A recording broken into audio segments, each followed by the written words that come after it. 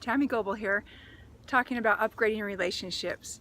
Hey, when you were a little kid, did you ever see your mom and dad kiss, hold hands, be loving towards each other?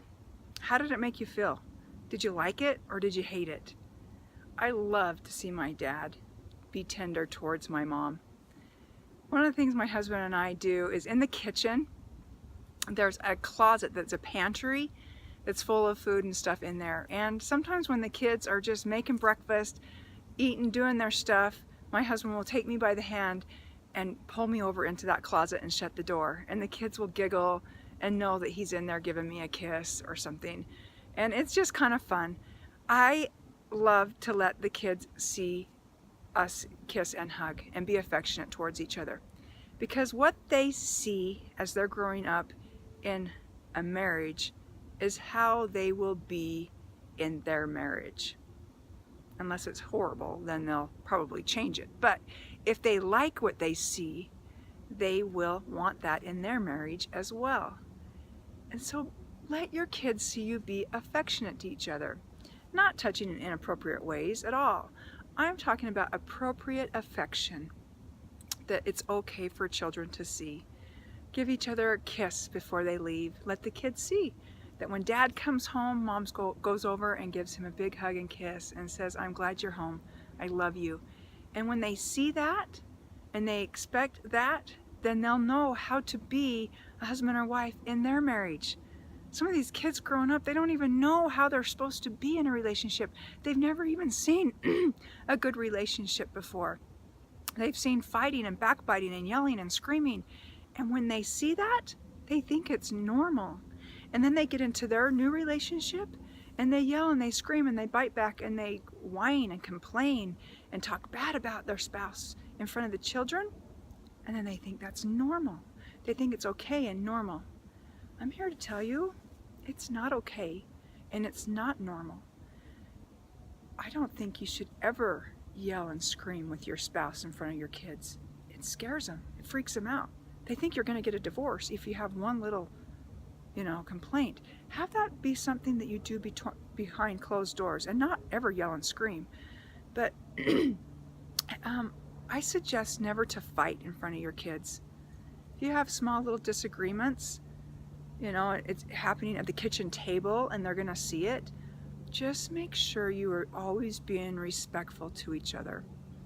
Yelling and screaming is not allowed in our home. And I hope it's not allowed in your home. It drives the good spirit away and it brings in the yucky spirits when we yell and scream at our kids. There's not really a time that we need to really raise our voice, because raising your voice in anger is losing power and giving it away to the kids.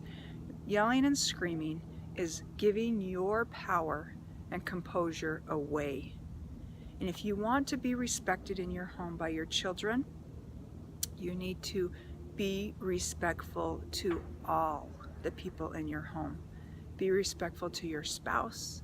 Be respectful to the children. If they do something that you really do not like.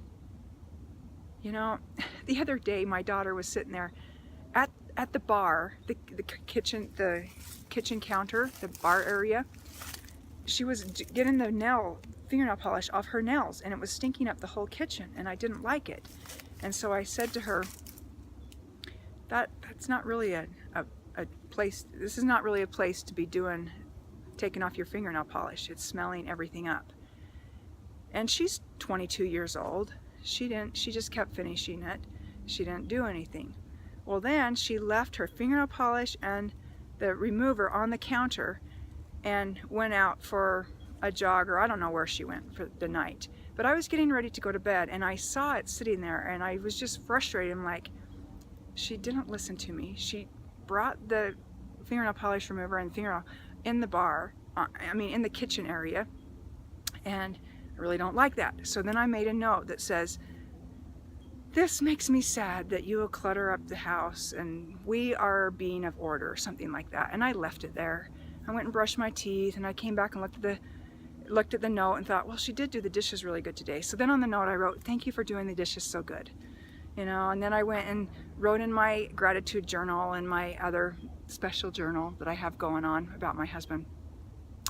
And then I went back out and wrote, I love you, from Mom. Okay, by the time I got done brushing my teeth and decided to go to bed, I just picked up her computer and the fingernail polish remover and the 2 fingernail polishes, gathered it all up in a little pile, moved it off of the bar, put it on the table, threw the note away. Because I thought to myself, is that note really going to make a difference? Or is it going to make her feel really bad inside?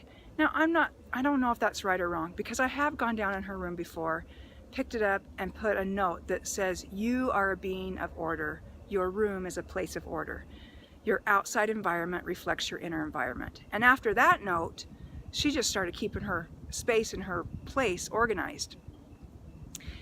But so when you find a frustration, I mean, this whole video was supposed to be about kissing your spouse in front of everyone, and now it moved to that. So I'm sorry, I just wanted to explain that instead of yelling at her and getting ornery at her and what is the matter with you? Don't you ever listen to your mother?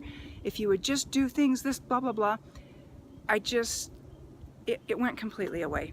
It just did.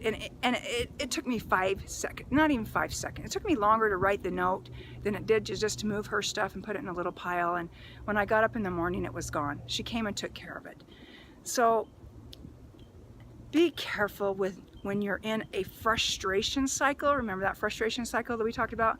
Be careful when you're in one of those not to let it explode and ruin a relationship.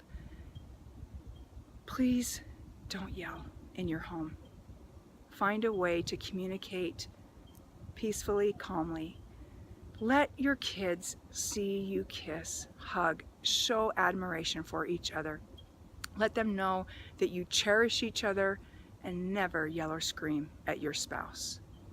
There's never a place for the yelling and the screaming in front of the children or anywhere, actually. There's a way to communicate without the screaming. All right, go give your husband, your spouse, a kiss, a love, and tell them you love them. Have a great day.